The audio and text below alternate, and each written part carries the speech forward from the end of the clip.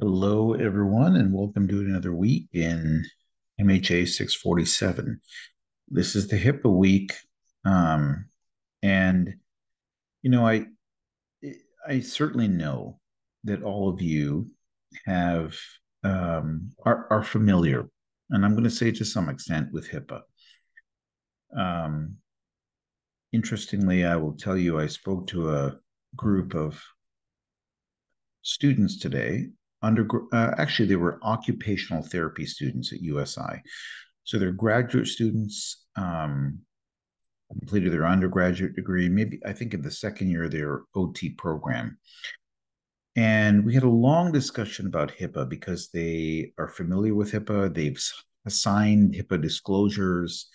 They have completed HIPAA training, webinars, in person, whatever. And when it came down to it, their experience with HIPAA was just one thing: you can't say anything. That's it. You can't say anything. And, you know, in some ways, I understand that because that's how across the healthcare spectrum HIPAA is known among healthcare professionals, among certainly providers, administrators. And that is not the spirit of HIPAA. So, what I'm going to ask you to do is I'm on the essentially hhs.gov HIPAA website. I'd like you to really take a look at the HIPAA privacy rule. This is the crux of it. Started in 1996, has been revised, added to, you can see, all the way up to 2021. The HIPAA privacy rule really is the crux of what HIPAA is.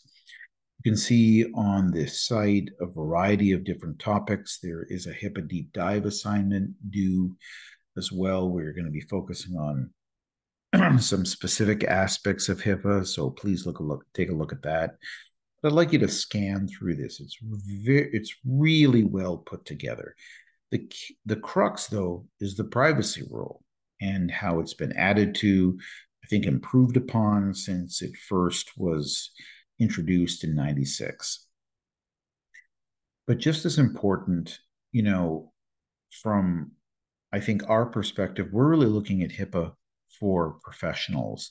But I think one thing we want to be able to do in certainly in all of our courses is from the user's perspective. So I'd like you to take a look at HIPAA for individuals. And so looking at it as not even so much someone who is educated and understands healthcare, but think about your family and friends, who would have no concept what the notion of HIPAA is, but they certainly understand what the notion of privacy is. And privacy is the key to this, that, we don't want an infringement upon our own privacy. And that's within, let's say, not just our medical information, but our thoughts, our very being. Everyone understands that. So that's a key thing. I'd like you to really look at this. But what I'd like to do is spend some time today looking at one other element. So I'm going to just share my screen one more time as I bring this up. And that is, again, looking at it from the user's perspective. From the user's perspective, what you have on your Blackboard site, but also in front of you, is what I think is a great document. It's a very short infographic that essentially HHS and healthit.gov has developed. These infographics are incredibly beneficial for users. What are individuals' rights in terms of their health information? What is it really? How does it really connect into HIPAA? And this is key. And so I'd like to really spend time with this. In 96, man, long, long time ago, 1996, when HIPAA was really developed and acted, there was one primary goal, and that's to really give individuals access to their healthcare records. Now, so much of it back then was paper. It has obviously evolved into an electronic health record. The crux of that is your right to your health information, your health information. I know that all of you who are listening to this, whether it be a provider's office, a dentist's office, wherever it is, do you have access to your health information? As I'm recording this, I'm looking at my phone sitting beside me, and I have access to my patient portal. I certainly have access to my test results, let's say blood results that are done every year, blood test results. I don't think I have access to the notes that my physician writes. Well, actually, I might. I'm not exactly sure how to find it. Um, my lab results are there. But if you look at sort of this chart over here, do you have access to all of these things in one place? Certainly information comes from labs. We just talked about that. Um, stuff from pharmacies that come, well, that might be in a different spot, maybe through a different portal. Um, my health insurance plan, your health insurance plan, even though that might change, on an annual basis, that's in a different place. Okay, so we understand that we hopefully have rights or we have the ability to access certain things. It might not be in one location, but HIPAA was really developed so we could have rights as users to our health information.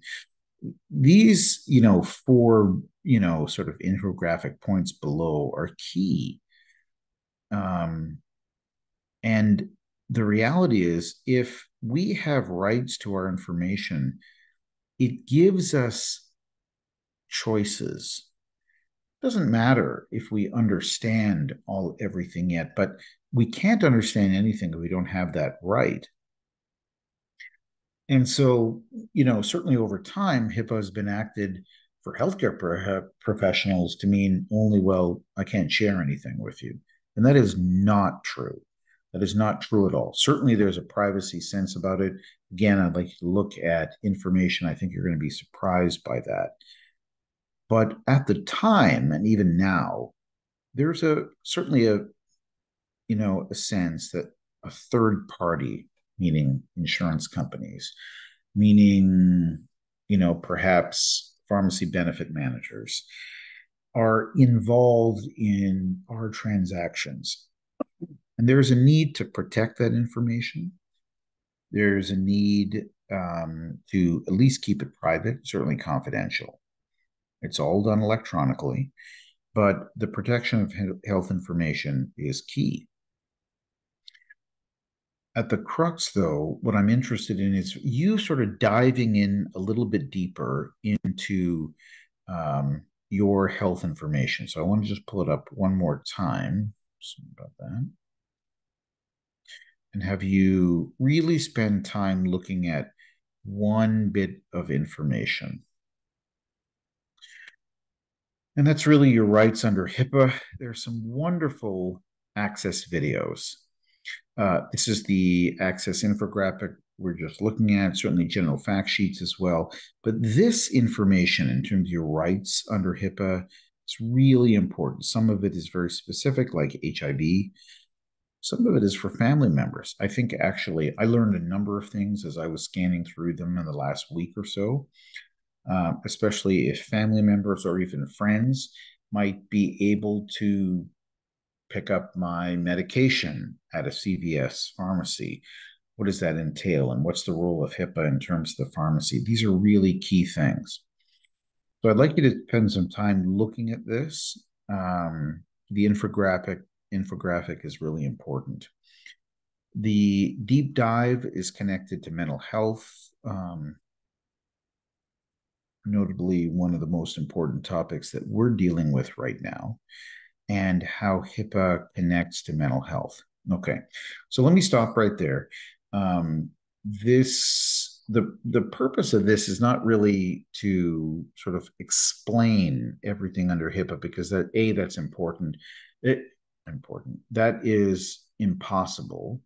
But it's for you to really sort of search through HIPAA for individuals, HIPAA for professionals. And to all the information is here, but to really sort of get the grasp, but that there's some positive benefits to HIPAA well beyond the protection of health information. It's important, but it's really about supporting individuals where they are. Okay, I'll let you go. Thanks very much, everyone. Let me know if you have any questions, though. And we'll just keep going. Thanks very much. Bye.